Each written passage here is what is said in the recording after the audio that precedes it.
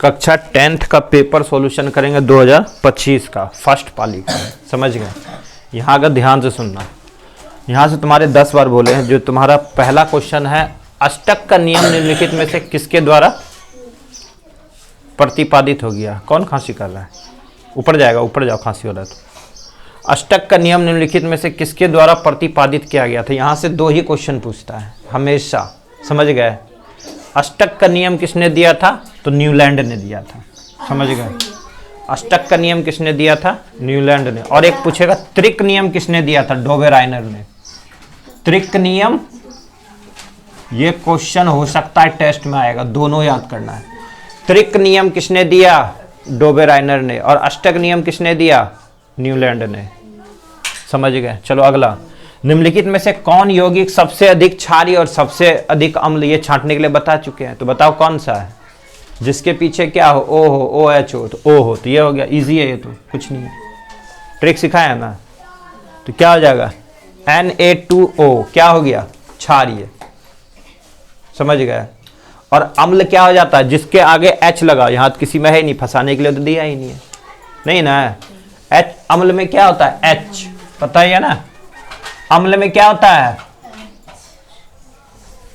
H कहाँ आगे लगा हो। चलो, नहीं ना है कोई अम्ल वाला? अधिक अम्ल क्षारीय पूछा था यहाँ, तो क्षारीय का ट्रिक बताया ना, उसी से छांटोगे। चलो, किरणों के समूह को क्या कहते हैं? किरण पता ही है, जो प्रकाश की किरणें आती है। प्रकाश की किरणें हमेशा सीधे आती है। ये सूर्य है, सूर्य की किरणें हमेशा कैसे चलती है? सीधी। तो किरणों के कुंज को क्या कहेंगे? किरण पुंज कहेंगे। किरणों के समूह यानी कि बहुत सारी किरणें मिल जाए, उसको हम क्या कहेंगे? किरण पुंज कहते हैं। और प्रकाश के समूह को क्या बोलते हैं? प्रकाश पुंज। प्रकाश के समूह को, प्रकाश के समूह को क्या कहेंगे? जैसे हम लोग हिंदी में पढ़ते हैं ना, वर्णों के समूह को वर्णमाला, वर्णों के समूह को क्या बोलते हैं? वर्णमाला। तो इसी तरह से किरणों के समूह को किरण पुंज, पुंज मतलब किरणें, जो आर्य एक जगह मिल रहा है उसे पुंज कहते हैं। प्रकाश के समूह को प्रकाश पुंज। तो यहाँ ए भी नहीं मारना है, आज ए भी एक भी नहीं होते। चलो, प्रकाश की किरणें गमन करती है, अभी तुरंत बताए। प्रकाश की किरण हमेशा कैसे करेगी? सीधी। अगर यहाँ पे छेद है, जो सूर्य की रोशनी अगर छेद से आती है वो सीधी आता है ना। कभी तुमने देखा है कि वो नीचे चला जाए? नहीं ना, प्रकाश हमेशा सीधा चलता है। अले तो काम छे, यहाँ छे। प्रकाश हमेशा सीधा, प्रकाश हमेशा कैसे चलती है? सीधी चलती है। चलो अगला, अवतल दर्पण, यहां पूछेगा बार बार। अवतल दर्पण किस प्रकार का दर्पण है? दर्पण पूछ रहा है। क्या पूछ रहा है? दर्पण। और ये आएगा, यही सीखना है लास्ट टाइम में। दर्पण पूछेगा तो अभिसारी। अगर पूछ लेता अवतल, अवतल दर्पण, अवतल लेंस बताओ, तो अपसारी। समझ गए? अगर यहां पूछ लेता उत्तल, अगर यहां उत्तल दर्पण पूछ लेता तब अपसारी। समझ गए? लिख दें, चलो लिख ही लो। अवतल दर्पण और उत्तल दर्पण, ये हो सकता है चारों क्वेश्चन आ जाएगा टेस्ट में, ये सोच लो। तो दर्पण पूछेगा तो अभिसारी, दर्पण पूछेगा तो अभिसारी, और ये अपसारी। समझ आ गया? और इसी में अगर उत्तल लेंस पूछ लेगा और यहां पे अवतल लेंस पूछ लेगा तो यही आंसर होगा। ये अवतल दर्पण पूछेगा तो अभिसारी, अगर उत्तल लेंस पूछेगा तो अभिसारी। समझे? अगर उत्तल दर्पण पूछेगा तो अपसारी और अवतल लेंस पूछेगा तो अपसारी। सोच लो, ये 4 क्वेश्चन याद करो और ये हर पाली में होगा। समझ लो पहले, अवतल दर्पण पूछेगा तो अभिसारी, जो पूछा गया है। मतलब देखो, अवतल जो होता है ऐसे होता है, ये अवतल है, होता है ना, ये अवतल है। जो धसा हुआ हो अवतल, जो उठा हुआ वो क्या होता है? उत्तल। ये उठा हुआ, ये उत्तल है ना। इसकी सारे प्रकाश जो आएंगे, देखो यहां टकराएगा, यहां से गमन करेगा, यहां टकराएगा, यहां से गमन करेगा, यहां, तो ये पढ़ेंगे वहां पे फिजिक्स में।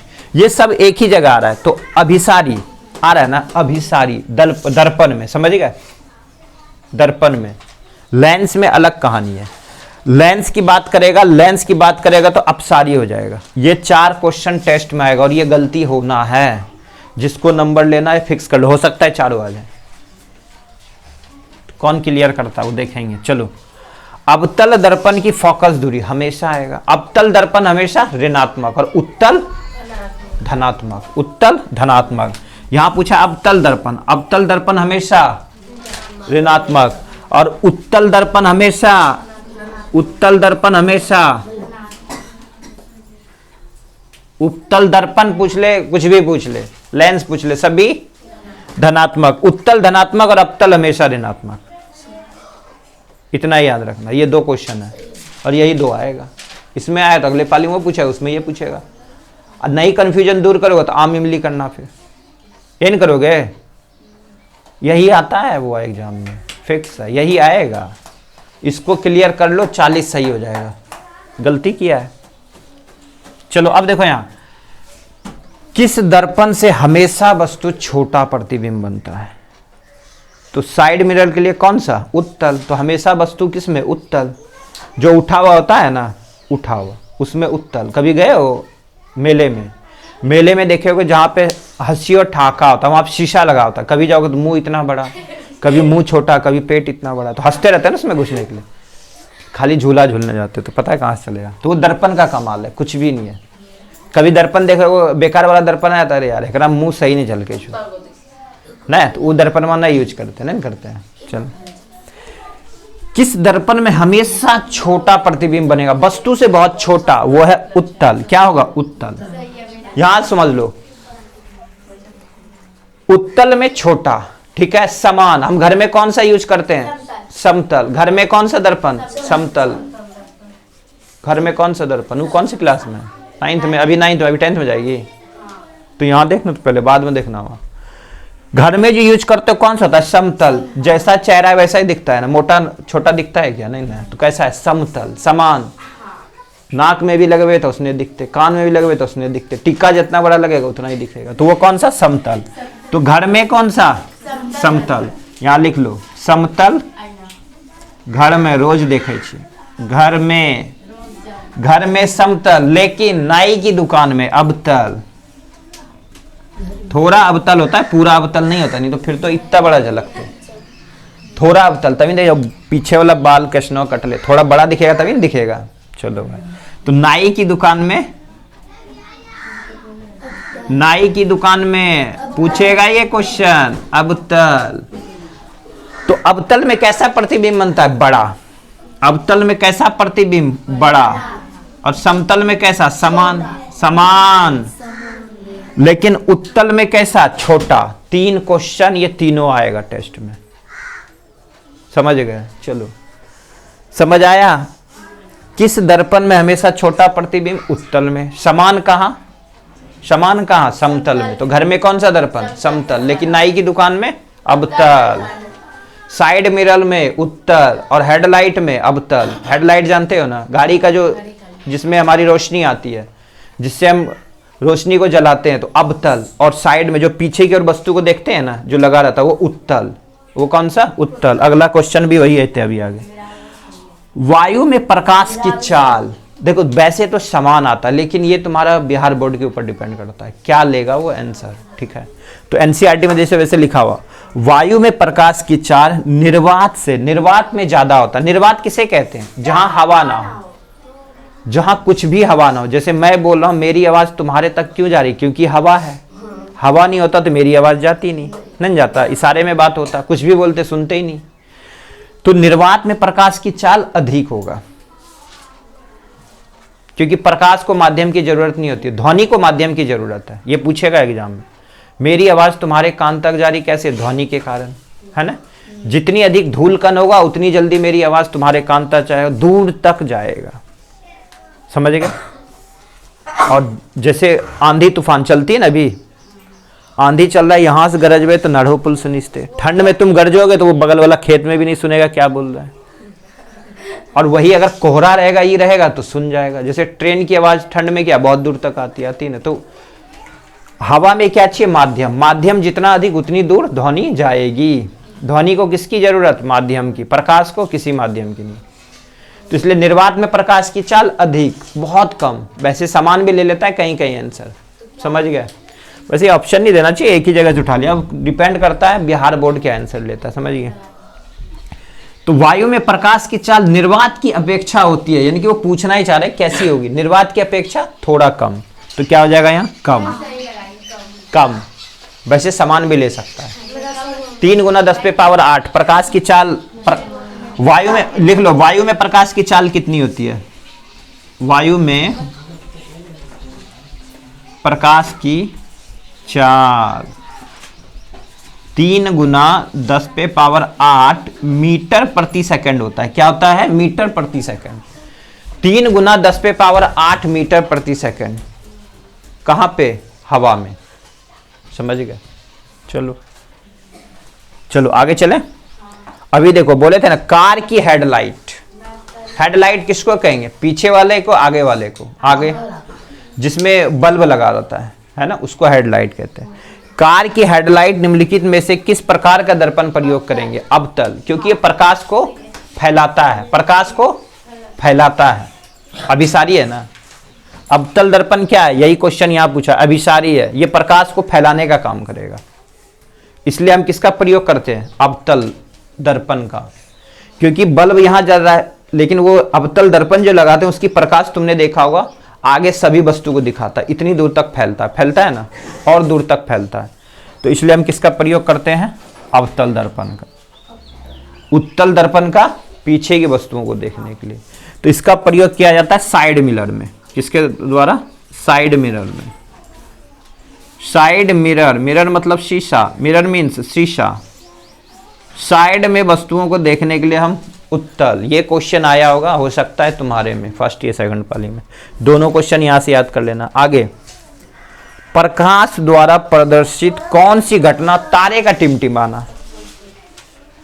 तारे का टिमटिमाना, अपवर्तन। कोई वस्तु, मछली, मान लो एक बाल्टी में मछली है, उसको लगेगा कि हम पकड़ लेंगे, लेकिन पकड़ नहीं पाते हैं। किसके कारण? अपवर्तन के कारण। एक वस्तु है, सिक्का है, सिक्के को अगर हमने पानी में डुबा कर रखा, वो ऊपर उठा हुआ नजर आता है। किसके कारण?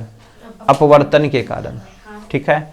हम अपने हाथ को पानी के अंदर घुसाओगे ना, लगेगा ये वाला जो हैंड है ना ऊपर उठा हुआ, लेकिन ये वाला यहीं है, लगेगा ऊपर आ रहा है। तो वो किसके कारण? अपवर्तन के कारण, है ना, अपवर्तन के कारण। तो जिस पानी में डेंसिटी अधिक होगी उसमें हम जल्दी डूबेंगे नहीं। समुद्र में तैरना इजी है, लेकिन गंगा जी में आसान नहीं है ना। और स्वच्छ पानी में तो और आसान नहीं है, उसमें तो और जल्दी डूबोगे, समझ गए। चलो, तो प्रकाश द्वारा प्रदर्शित कौन सी घटना? तारे। जब हम तारों को देखते हैं वो टिमटिमाता हुआ नजर आता है। क्यों? प्रकाश के अपवर्तन, प्रकाश के अपवर्तन। जितना अधिक अपवर्तन, तारा उतना अधिक टिमटिमाएगा। ठीक है। जब बहुत अधिक साफ मौसम होता है तो तारे बहुत अधिक टिमटिमाते हुए नजर आते हैं। आता है। चलो, अब यहां परावर्तन। कोई चीज चमकता है, जैसे साड़ी पहन रखे हो या किसी पार्टी में कोई पहन के आया, उस चीज की वस्तु को अधिक चमक हमारे आंखों तक है। किसके कारण? प्रकाश के परावर्तन। वस्तु का चमकना, कोई भी चीज चमकना, हीरे का चमकना, किसी भी वस्तु का चमकना जो हमारे प्रकाश आंखों तक आ रही हो, किसके कारण? अपवर्तन, चमकना। चमक हमारी आंखों तक आ रही है परावर्तन के कारण। ठीक है। चलो, समझ आ गया। ये दोनों क्वेश्चन याद रखना। अगला, ये वर्ण विक्षेपण क्या है? इंद्रधनुष। इंद्रधनुष कब बनता है? बारिश के मौसम में कि कभी भी? सिर्फ बारिश के मौसम में। देखे हो ना। इंद्रधनुष में कितने रंग? 7। उन 7 रंगों को बना देते कौन सा रंग? सफेद। वो भी क्वेश्चन पूछा था ना। तो इंद्रधनुष में कितने रंग? 7 रंग होता है। 7 रंग को मिलाने पे सफेद रंग बन जाता है। ठीक है। तो इंद्रधनुष कब नहीं बनेगा? दोपहर में नहीं बनता है। इंद्रधनुष कब नहीं बनता? दोपहर में नहीं। छाया कब नहीं बनता? दोपहर में नहीं बनता। अगर सूरज अभी पूरब में निकला है तो छाया कहाँ बनेगा? पूरब में नहीं बनता है, पश्चिम में बनते हैं ना। अगर सूरज पूरब में निकला है तो छाया कहाँ? पश्चिम में। सूरज अगर उत्तर में निकलेगा तो छाया कहाँ? दक्षिण में। कभी कभी निकल सकता है। तो समझ आ गया। वर्ण विक्षेपण किसके कारण? इंद्रधनुष। इंद्रधनुष किसके कारण? वर्ण विक्षेपण। ठीक है। चलो, प्रकीर्णन। आसमान नीला दिखाई देता है, किसके कारण? प्रकीर्णन के कारण आसमान नीला दिखाई देता है। आसमान का रंग वास्तव में कैसा? काला। यह क्वेश्चन आया होगा। अगर चांद पे तुम खड़े हो तो आसमान कैसा दिखेगा? काला ही दिखेगा। आसमान है कैसा? काला ही है, लेकिन हमें दिखता कैसा? नीला। किसके कारण? प्रकाश के प्रकीर्णन के कारण नीला दिखना, आसमान का नीला दिखना। लिख लो, ये भी आएगा क्वेश्चन एग्जाम में। आसमान का नीला दिखना, प्रकाश के प्रकीर्णन। साइंस में यही पढ़ेंगे, जब भूगोल में चलेंगे तो जल के कारण। ठीक है, अभी यही पढ़ना है। तो प्रकीर्णन के कारण आसमान कैसा? नीला। वही ना बेचा है, गलती हो चाहे तब की करिए।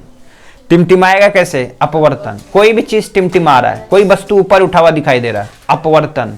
आसमान प्रकीर्णन। टिंडल प्रभाव क्या है? प्रकीर्णन है। टिंडल प्रभाव क्या है? प्रकीर्णन है।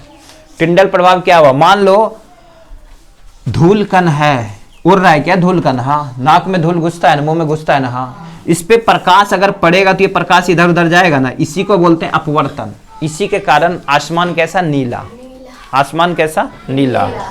समझ आ गया? टिंडल प्रभाव इसी को कहते हैं, ये आया होगा। चलो, चारों समझ आ गया? चारों ऑप्शन याद कर लेना।